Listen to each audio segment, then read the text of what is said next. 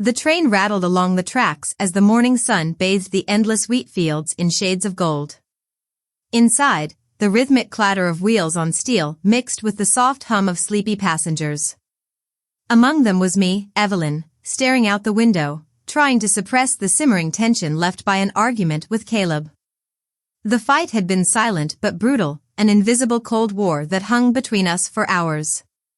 When the train pulled into the station, Caleb stood abruptly, grabbing his luggage without a glance in my direction. My heart sank as I watched his silhouette disappear into the chaos of the platform. He didn't wait for me, didn't even say goodbye. I wanted to be angry, but all I felt was a hollow ache. When I woke up to the conductor's voice shaking me from restless sleep, it was already too late. My stop had come and gone. A rush of panic surged through me before giving way to an eerie calm. The thought of being stranded should have terrified me, but instead, I felt strangely detached, as though the world had gone quiet. Caleb didn't wait for me, and I didn't stop him. Perhaps that was the way it was always meant to end. You didn't get off? Caleb's text blinked on my phone screen. I stared at it for a moment before typing back, I fell asleep. A long pause followed, the typing indicator flashing on and off. Then his reply came, a location, a hotel address.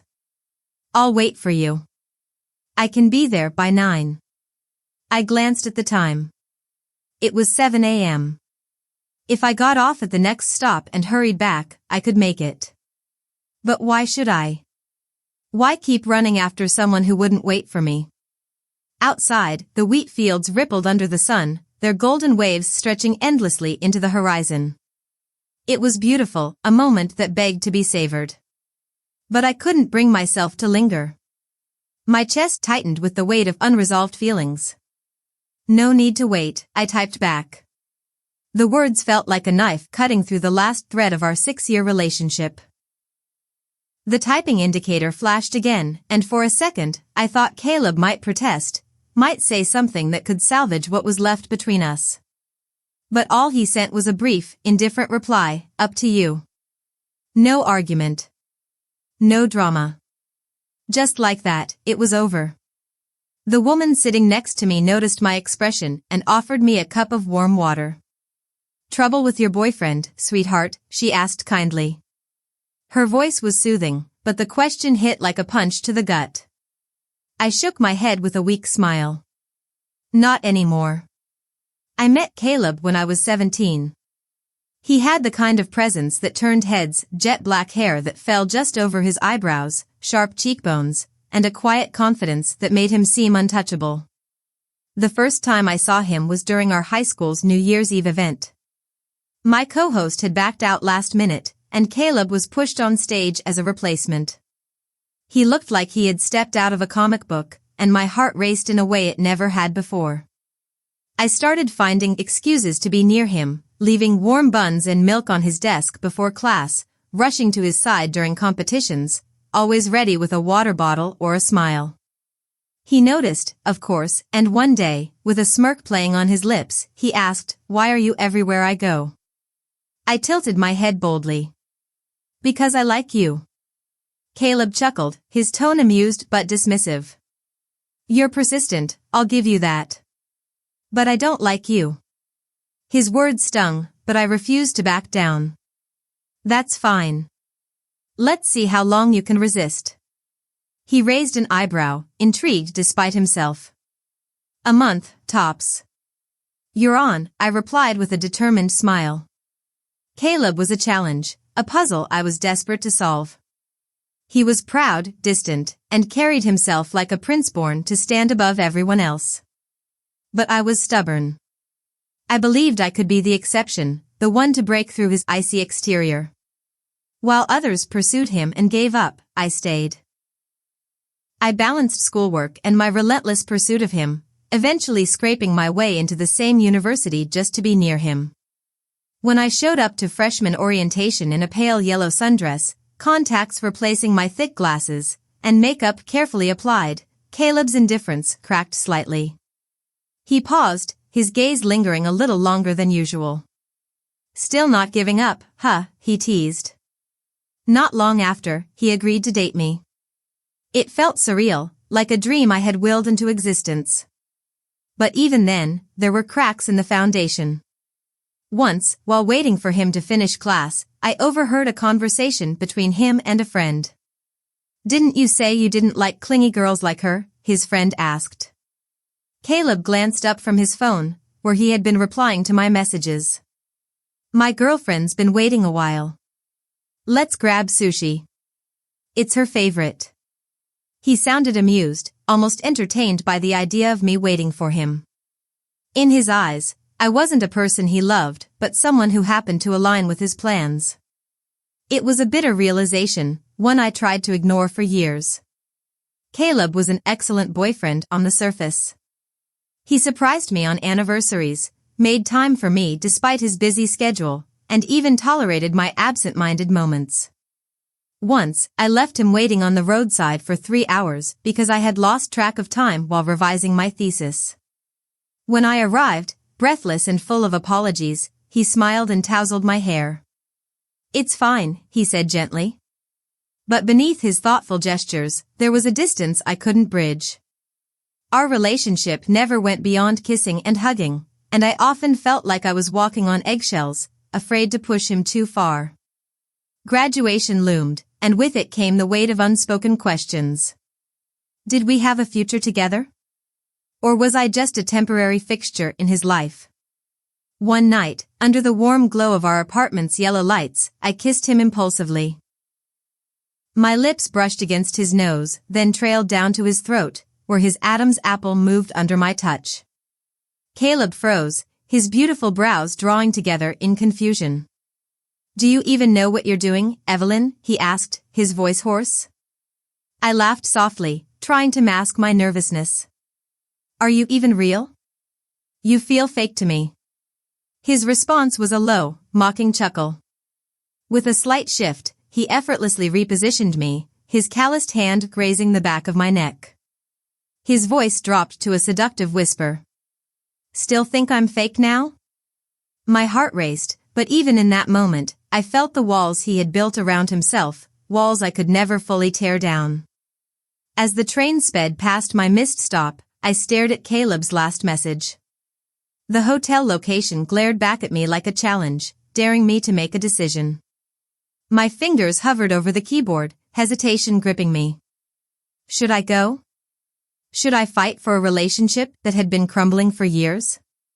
The vast wheat fields outside blurred into streaks of gold as tears welled in my eyes. The woman next to me patted my hand gently. "Sometimes, sweetheart, goodbyes are quiet. But that doesn't mean they hurt any less." I nodded, swallowing the lump in my throat. Caleb had always been my world, but now I realized I had been orbiting someone who never truly saw me. Maybe it was time to let go. "You should get off at the next stop, dear," the woman added softly. "Sometimes, moving forward means leaving something behind." I glanced at my phone one last time before turning it off. The morning sun continued to rise, illuminating a new path ahead. Somewhere, beyond the horizon, was a world waiting for me, a world without Caleb. The train's brakes screeched as it slowed into the next station. The bustling sounds of passengers boarding and disembarking filled the air, but I remained rooted in my seat, staring out at the unfamiliar platform. The conductor's voice announced the stop, snapping me out of my thoughts. I grabbed my bag and stood, determination building in my chest. If I didn't take this moment to leave the train, I might never find the courage to confront the truth. Caleb had always been my anchor, but maybe it was time to cut myself loose and drift into the unknown. The station was a flurry of movement, families reuniting, travelers hustling to their next destinations, and the faint aroma of fresh bread wafting from a nearby bakery.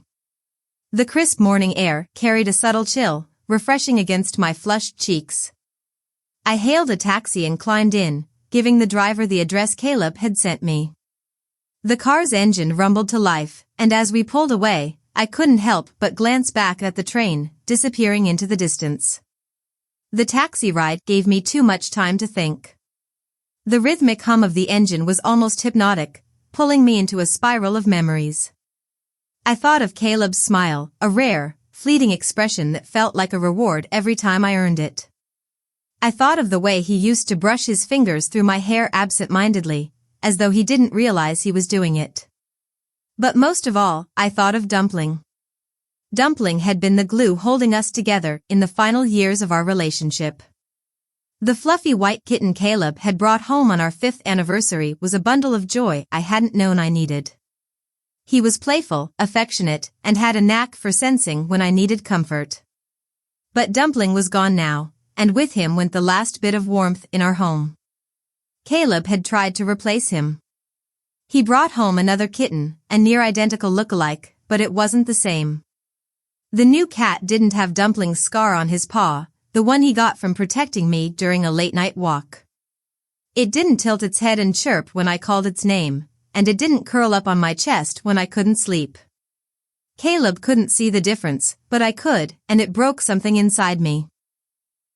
The day I discovered Dumpling had been used in Caleb's lab experiments was the day I knew I could never look at him the same way.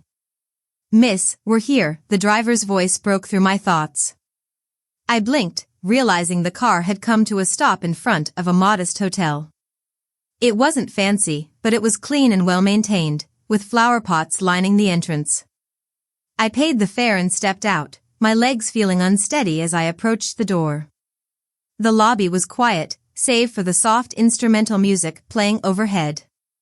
A cheerful receptionist greeted me, and I gave her Caleb's name. She nodded and handed me a keycard, directing me to a room on the 3rd floor.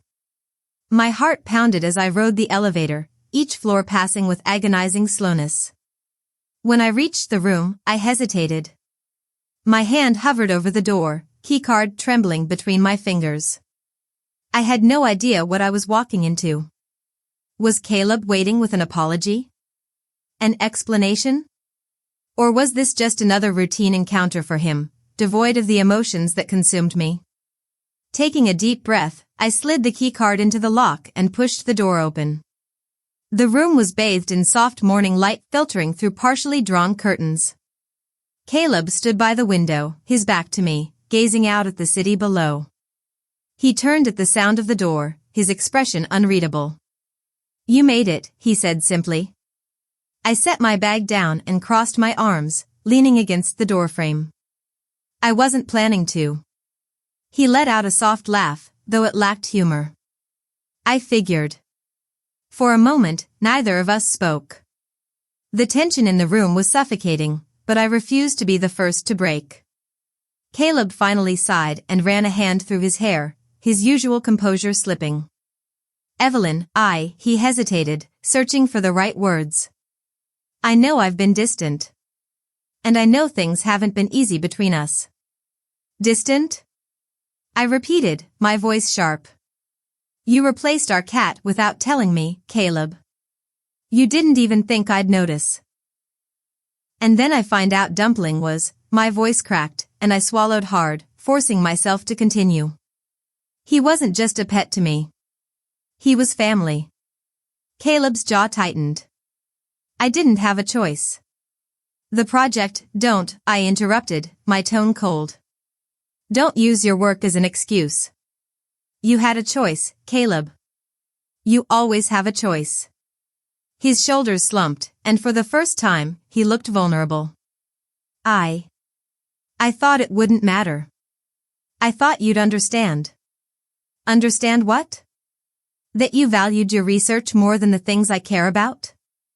That you didn't even think to consult me before making a decision that would shatter my trust in you?" Caleb's eyes met mine, and for a brief moment, I saw a flicker of regret. But it wasn't enough. Regret wasn't an apology, and it wouldn't change what had happened. "Why did you ask me to come here?" I demanded, my voice trembling. "What do you want from me?"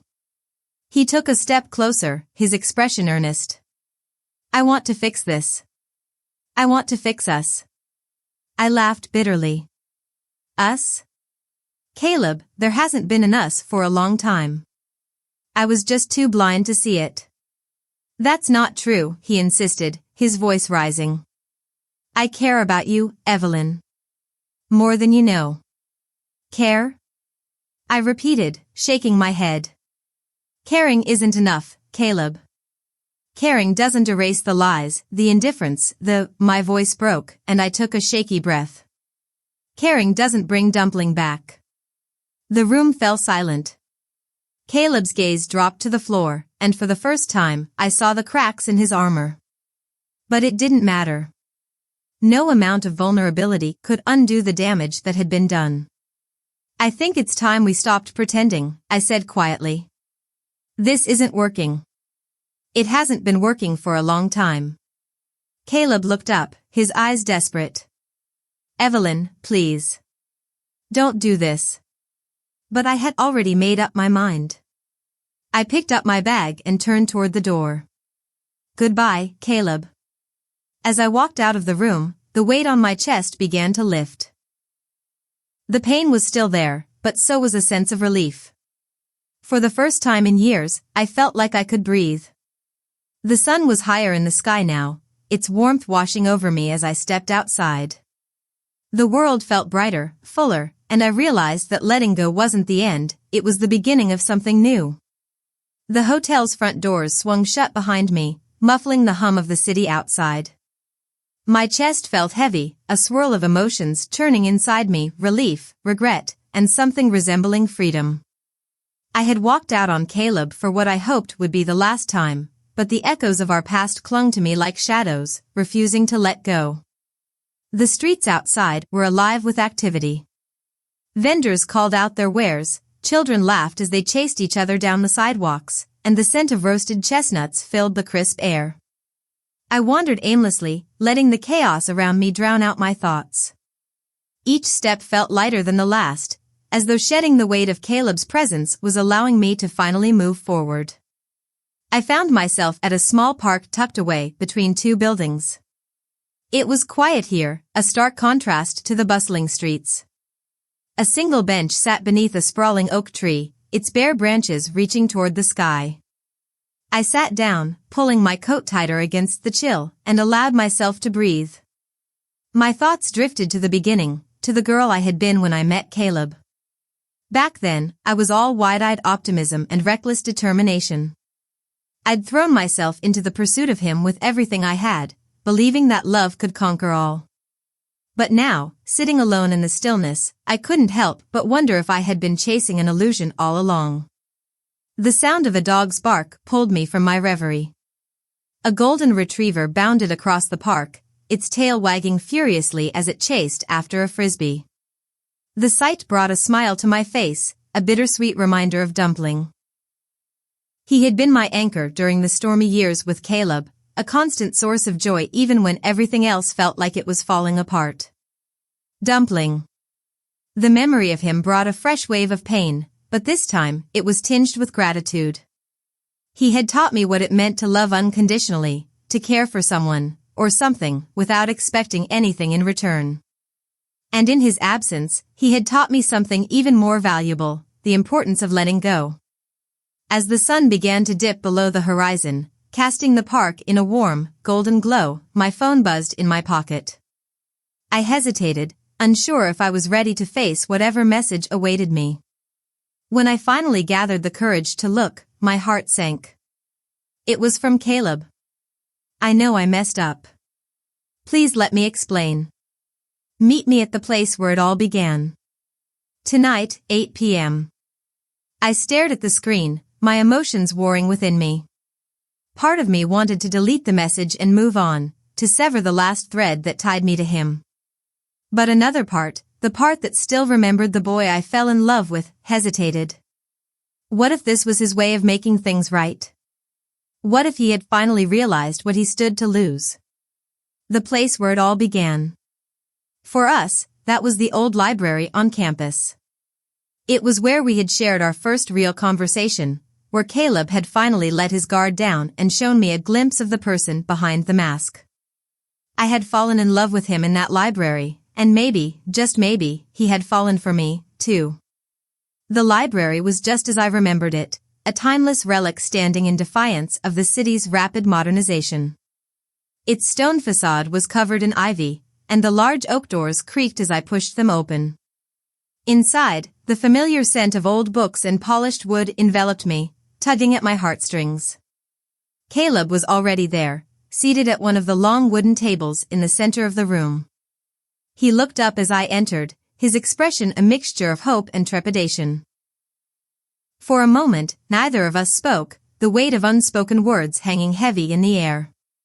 Finally, he broke the silence. "Thank you for coming." I crossed my arms, keeping my distance. "I almost didn't." He nodded, as if he had expected that. "I know I don't deserve another chance, Evelyn. But I couldn't let things end the way they did." "And what way is that?" I challenged. "You mean with me finally standing up for myself? With me choosing to walk away from someone who never really chose me?" His face fell, and for the first time, I saw genuine regret in his eyes. "That's not true. I did choose you. I didn't know how to show it." I let out a bitter laugh. "You didn't know how to show it? Caleb, you replaced Dumpling without even telling me. You treated our relationship like it was something you could pick up and put down whenever it suited you. That's not love." He flinched at my words, but he didn't argue. Instead, he looked down at his hands, which were clasped tightly on the table. "You're right," he said quietly. "I took you for granted. I thought you'd always be there, no matter what. And I was wrong. I see that now." I wanted to believe him. I wanted to believe that he had finally come to his senses, that he was willing to change. But the scars he had left on my heart were still too fresh, too raw. "What do you want from me, Caleb?" I asked, my voice soft but steady. "Why did you ask me to come here?" He met my gaze, his eyes pleading. "I want a second chance. I want to prove to you that I can be better, that I can be the person you deserve." I shook my head, tears pricking at the corners of my eyes. "It's too late for that. You had your chance, Caleb. You had 6 years of chances. And you threw them away." His shoulders sagged, and for a moment, he looked utterly defeated. But then he straightened, his jaw tightening with determination. "I'm not giving up on you, Evelyn. Not this time." I took a step back, the distance between us feeling symbolic. "Maybe you should. Because I've finally stopped giving up on myself." The words hung in the air, final and unyielding. I turned and walked out of the library, leaving Caleb behind. The night air was crisp and cool, and as I stepped outside, I felt a strange sense of peace. For the first time in a long time, I wasn't looking back. The night air was brisk as I stepped out of the library, the finality of my words echoing in my mind. I had left Caleb behind, and with him, the weight of a relationship that had drained more from me than it had ever given. As the library doors closed, so did a chapter of my life, one that I realized had been long overdue to end. The city buzzed with life around me, but I felt strangely detached from it all. It was as though the world was moving at a different speed, and I was finally catching my breath. For years, I had been running, chasing something I thought was love. But now, standing alone under the glow of streetlights, I understood that love wasn't meant to be a constant battle. I hailed a cab and gave the driver my address, sinking into the worn leather seat as the car pulled away. The streets blurred past, neon signs and bustling crowds melding into a kaleidoscope of colors. I closed my eyes, letting the hum of the engine drown out my thoughts. When the cab finally pulled up in front of my apartment, I paid the fare and climbed the steps to my door. The key felt heavier in my hand than usual, and as I pushed the door open, the quiet of my home enveloped me. It was a stark contrast to the chaos of the evening, but it was a welcome one. The next morning, sunlight streamed through the curtains, casting a warm glow over the room. I stretched lazily, the lingering remnants of sleep clinging to me. For the first time in a long time, I didn't wake up with a sense of dread. Instead, there was a quiet resolve, a sense of possibility that I hadn't felt in years. I made myself a cup of coffee and sat by the window, watching the world come alive outside. People hurried along the sidewalks, carrying the weight of their own lives and struggles. It was humbling, in a way, to realize that everyone was fighting their own battles. Mine was just one of many. My phone buzzed on the table, pulling me from my thoughts. It was a message from Zoe, my best friend. "Zoe, brunch? I'll bring mimosas." I smiled, grateful for her unfailing support. Zoe had been my rock through everything, the one person who never wavered in her belief that I deserved better. Me, yes, please. Come save me from my own thoughts. Half an hour later, Zoe arrived, a bottle of champagne in one hand and a bag of pastries in the other. She swept into my apartment like a whirlwind, her energy infectious. "All right, spill," she demanded as she poured us each a glass of mimosa. "What happened last night?" I hesitated, unsure where to start. But as the words began to spill out, I found it easier to speak than I expected. I told her about the library, about Caleb's plea for another chance, and about my decision to walk away for good. Zoe listened intently, her expression a mix of sympathy and pride. When I finished, she raised her glass in a toast. "To new beginnings," she said, clinking her glass against mine. I laughed, the sound light and free. To new beginnings. Over the next few weeks, I threw myself into creating a life that was truly mine. I started taking long walks through the city, exploring neighborhoods I'd never visited before. I joined a yoga class, something I'd always wanted to try but had never made time for. And I began sketching again, rediscovering a passion that had been buried under years of neglect. One evening, as I was sorting through old boxes, I came across a stack of letters and photographs. They were remnants of my relationship with Caleb, pieces of a life that no longer felt like mine. I sifted through them, a mix of nostalgia and pain washing over me. There were happy moments, of course. Birthdays, vacations, quiet evenings spent together. But there were also reminders of the cracks that had always been there, the unspoken words and unmet expectations that had eroded our foundation over time. I placed the letters and photos in a box and carried it down to the dumpster. As I dropped it in, a weight lifted from my shoulders. It wasn't about erasing the past, but rather about letting go of what no longer served me. One Saturday morning, while browsing through a local bookstore, I stumbled upon a flyer for a volunteer program at an animal shelter. The image of a small tabby cat peering out of a cage tugged at my heartstrings. Without hesitation, I signed up. The shelter was bustling with activity when I arrived for my first shift. Volunteers moved about, feeding and cleaning, while the animals watched with wide, curious eyes. A scrappy black kitten with one white paw caught my attention, batting playfully at the air as I approached. "That's Oreo," one of the staff members said, smiling. "He's a handful, but he's got a lot of love to give." I reached into the cage, letting Oreo sniff my hand before he nuzzled against it. In that moment, I felt a connection, a spark of joy that I hadn't realized I'd been missing. Over the weeks that followed, I spent more and more time at the shelter. Oreo became my little companion, his playful antics and endless energy a welcome distraction from the lingering shadows of my past. When the shelter staff suggested I adopt him, it didn't take much convincing. Oreo came home with me, filling the quiet corners of my apartment with his mischievous charm. Life began to take on a new rhythm. There were still moments of doubt, flashes of what-ifs that crept into my mind late at night. But they were fleeting, overshadowed by the steady progress I was making toward rebuilding myself.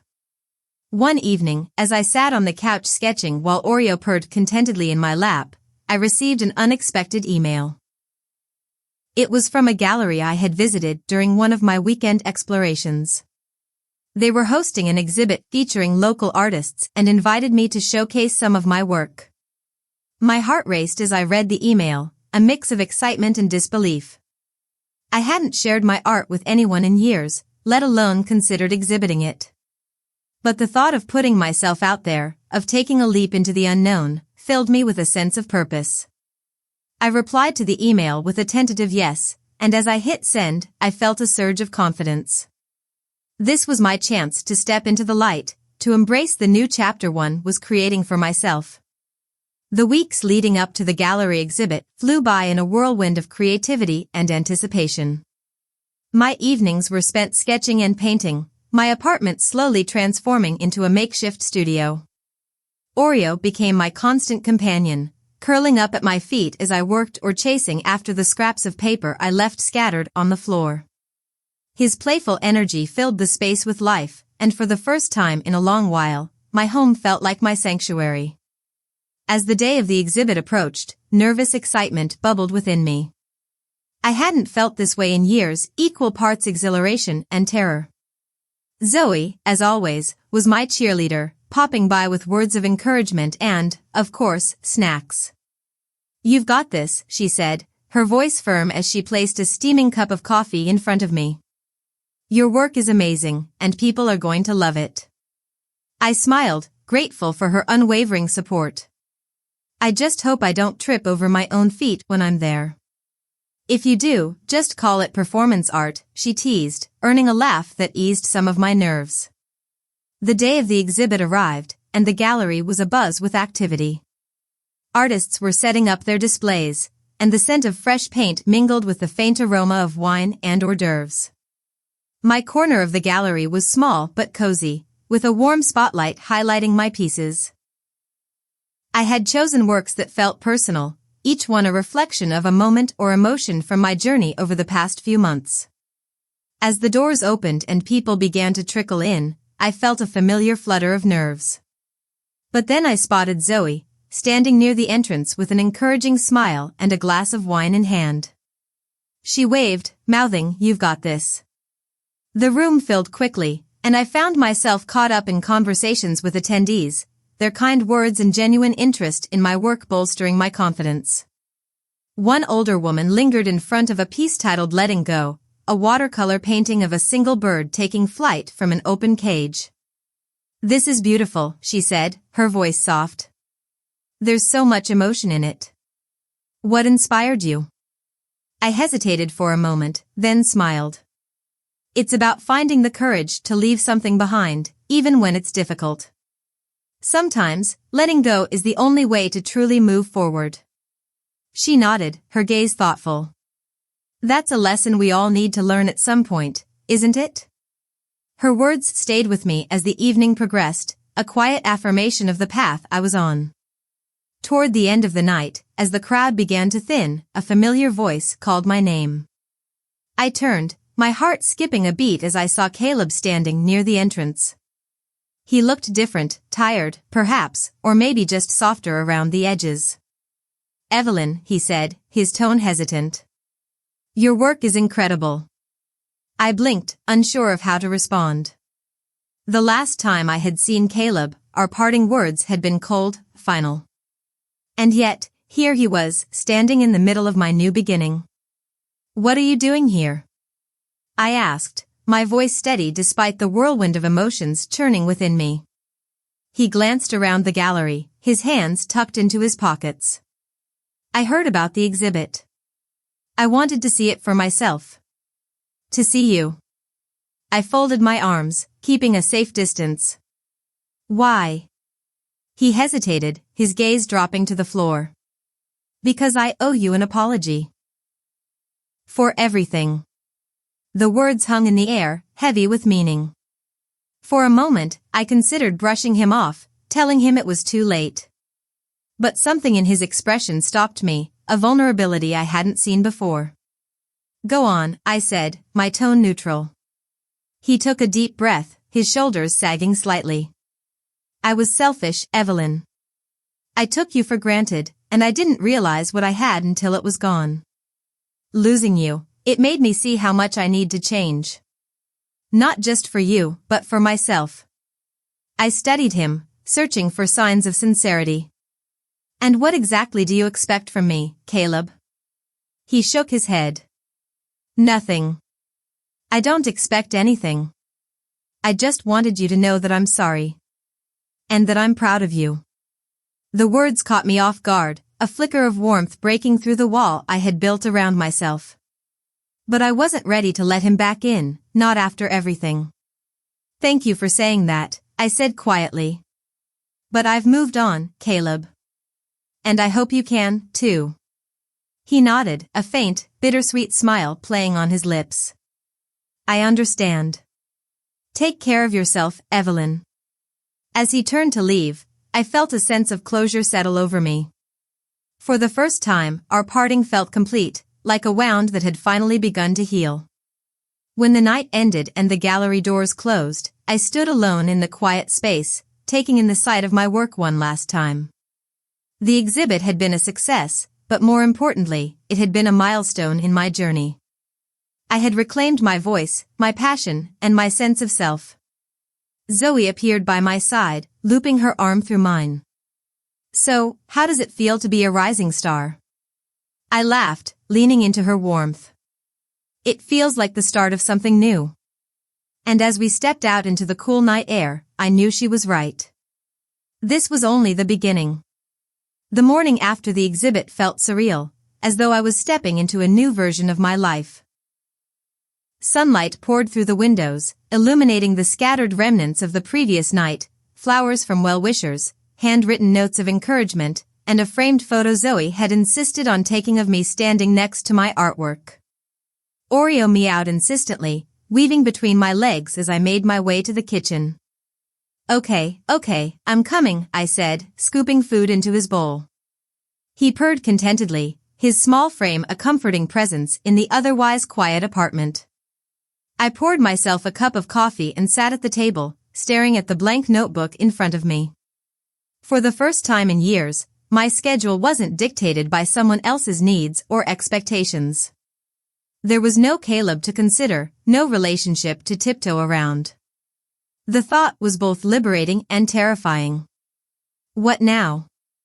The question lingered in my mind as I sipped my coffee, my fingers absent-mindedly tracing the edge of the notebook. There were so many possibilities, so many paths I could take. The exhibit had rekindled a spark within me, a desire to create and explore. But it had also left me with a sense of uncertainty, a reminder that stepping into the unknown was never easy. Later that afternoon, Zoe showed up unannounced, her arms laden with groceries. We're making lunch, she declared, breezing past me into the kitchen. I followed her, laughing. Do I get a say in this? Nope, she said, already unpacking ingredients. Consider this a celebration. Last night was amazing, and you deserve to bask in it for a little longer. As we cooked, the familiar rhythm of our friendship soothed my nerves. Zoe had always been a grounding force in my life, her unwavering support a constant through even the darkest moments. She talked about her latest projects at work, her words a comforting backdrop to the sound of sizzling vegetables and clinking utensils. So, what's next for you? She asked, handing me a plate of food as we sat down to eat. I shrugged, taking a bite. I'm not sure yet. The exhibit was a big step, but I feel like there's more I need to do. I just don't know what that is. Zoe nodded thoughtfully. Maybe you don't need to have all the answers right now. Sometimes, it's okay to just take things one day at a time. Her words resonated with me, a reminder that I didn't have to figure everything out at once. The future was a blank canvas, and I had the freedom to paint it however I chose. A few days later, I received an email from the gallery. They were impressed with the turnout at the exhibit and wanted to feature me in an upcoming artist spotlight. The news filled me with equal parts excitement and apprehension. This was an opportunity to take my work to the next level, but it also meant stepping further into the public eye, a prospect that felt daunting. I called Zoe as soon as I read the email, needing her reassurance. You have to do it, she said without hesitation. This is your moment, Evelyn. Don't let fear hold you back. Her confidence in me was infectious, and as I hung up the phone, I felt a renewed sense of determination. I replied to the email with a resounding yes, committing myself to the opportunity despite the nerves gnawing at my stomach. The weeks that followed were a blur of preparation.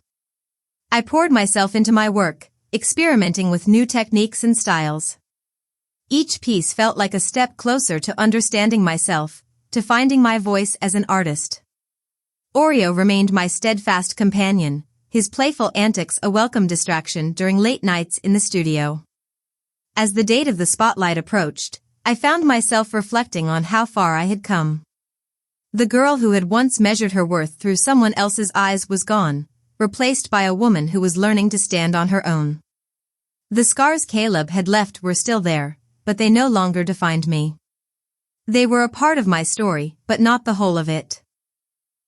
The spotlight event was held at a larger venue, its sleek, modern design a stark contrast to the cozy charm of the previous gallery. My pieces were displayed prominently, each one carefully curated to tell a story of growth and resilience. As I walked through the space, greeting attendees and answering their questions, I felt a sense of pride that was entirely my own. Toward the end of the night, as the crowd began to thin, I found myself standing alone in front of one of my favorite pieces. It was a bold, abstract painting, its vibrant colors and sweeping lines a reflection of the chaos and beauty of starting over. "It's stunning," a voice said, pulling me from my thoughts. I turned to see a man around my age, his kind eyes and warm smile instantly putting me at ease. "Thank you," I said, returning his smile. "This one, it means a lot to me." He nodded, his gaze lingering on the painting. "You can feel the emotion in it. It's like it's alive." We fell into an easy conversation, his genuine interest in my work refreshing and unexpected. He introduced himself as Ryan, a photographer who had recently moved to the city. By the time the event ended, I found myself looking forward to seeing him again, a spark of something new igniting within me. As I walked home that night, the city lights shimmering around me, I felt a sense of peace I hadn't known in years. My journey wasn't over, there were still challenges to face, still uncertainties ahead. But for the first time, I wasn't afraid of what lay beyond the horizon. The future was mine to create, and I was ready to embrace it. The days following the spotlight event at the gallery felt like a dream. The overwhelming support and praise for my work gave me a newfound confidence, a sense of purpose I hadn't felt in years. Ryan's presence lingered in my mind as well. Though we had only met briefly, there was something about him that felt genuine, unforced. He had left his number on a small card with a note. "For coffee or conversation, whenever you're ready." I found myself staring at the card one morning, Oreo curled up in my lap, purring softly. "What do you think, buddy?" I asked, scratching behind his ears. He blinked at me lazily before stretching and settling back down. Taking his indifference as encouragement, I grabbed my phone and sent a quick text. "Hi, Ryan. This is Evelyn from the gallery. Are you still up for that coffee?" His reply came almost instantly. "Ryan, absolutely. Name the time and place." We met at a cozy cafe tucked away on a quiet street. The smell of freshly brewed coffee filled the air, and soft acoustic music played in the background. Ryan was already seated when I arrived, his camera resting on the table beside him. He stood to greet me, his smile warm and welcoming. "Evelyn," he said, pulling out a chair for me. "I'm glad you came." "Me too," I admitted, surprising myself with my honesty. Our conversation flowed effortlessly, covering everything from art and photography to our favorite books and movies. Ryan's passion for his craft was infectious, and I found myself sharing more about my own journey than I had with anyone in years. He listened intently, his gaze steady and encouraging. "You're incredibly talented," he said after I finished recounting my experience at the gallery. "And brave. Putting yourself out there like that, it's not easy." I felt my cheeks warm at the compliment. "Thank you. It's been a long road, but I'm finally starting to feel like I'm on the right path." "You are," he said firmly. "And I'd love to see where it takes you."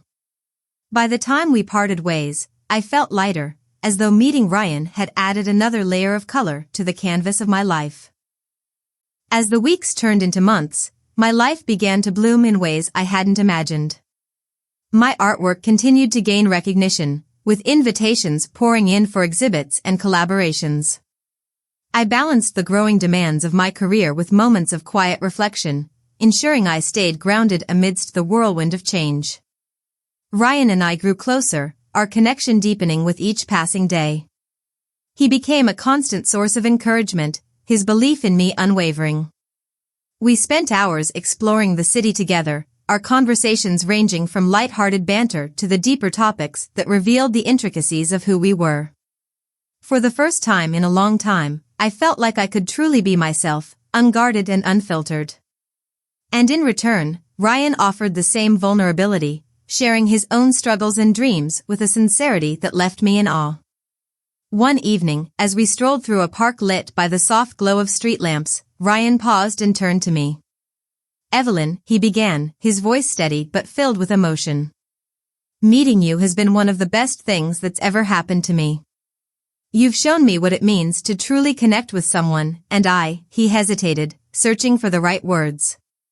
"I just want you to know how much I care about you." I smiled, my heart swelling at his words. "Ryan, I feel the same way. You've brought so much light into my life, and I'm so grateful for you." He reached for my hand, his touch warm and reassuring. In that moment, surrounded by the quiet beauty of the park, I realized how far I had come. The wounds of the past no longer defined me, they had become a part of the story that had led me to this moment. As the seasons changed, so did my life. My career flourished, my relationships deepened, and I continued to grow into the person I was always meant to be. There were still challenges, of course, life was never without its hurdles, but I faced them with a resilience I hadn't known I possessed. One afternoon, as I prepared for another gallery opening, I found myself reflecting on the journey that had brought me here. The heartbreak, the self-discovery, the courage to start anew, it had all been worth it. I had learned to love myself, to embrace the imperfections and uncertainties that made life beautiful. And as I stood in front of my latest piece, a vibrant depiction of a phoenix rising from the ashes, I knew that this was only the beginning. The road ahead was unwritten, filled with endless possibilities. And for the first time, I wasn't afraid to take the next step.